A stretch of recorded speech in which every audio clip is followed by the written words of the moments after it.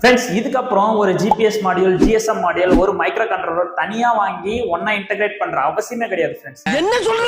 ஏன் அப்படி சொல்றேன்னு கேட்டீங்கன்னா, அதை சார்ட் அவுட் பண்றதுக்கு என்கிட்ட காம்பாக்ட் சைஸ்ல ஒரு மாடியூல் கொண்டு வந்திருக்கேன்.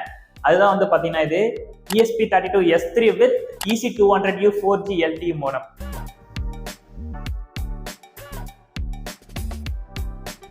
இதுல பாத்தீங்கன்னா நமக்கு ஒரு மைக்ரோ கண்ட்ரோலர், ஒரு GNSS மாடியூல் ஒன்னாவே இன்டகிரேட் ஆகி வந்திருக்கு இந்த மாடியூல்ல. இதுல use பண்ணிருக்கக்கூடிய MCU ESP32S3 model.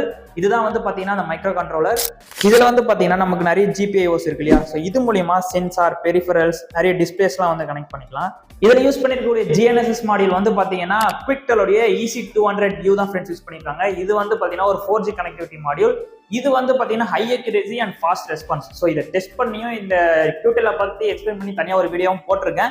So இப்போ இதுல ESP32 பிளஸ் இந்த EC200U இன்டகிரேட் பத்தின ஃபுல் வீடியோ வந்து பாத்தீங்கன்னா கூடிய சீக்கிரம் சேனல்ல போட போறேன். ஸோ இந்த மாடியூலை வந்து நம்ம எப்படி யூஸ் பண்ணோம், இதை எப்படி டெஸ்ட் பண்ணோம், இதை வச்சு வந்து பாத்தீங்கன்னா நம்ம நிறைய IoT ப்ராஜெக்ட்ஸ் வந்து பண்ணலாம். ஜஸ்ட் நம்ம வந்து பாத்தீங்கன்னா இதுல சென்சார்ஸ், பெரிஃபரல்ஸ் மட்டுமே கனெக்ட் பண்ணா போதும். ஒரு IoT ப்ராஜெக்ட் நம்ம யூஸ் பண்ணிடலாம். இந்த ப்ராடக்ட் உங்களுக்கு வேணும் அப்படின்னா சேனல் பயோல லிங்க் கொடுத்துருக்கேன், செக் பண்ணி பாருங்க.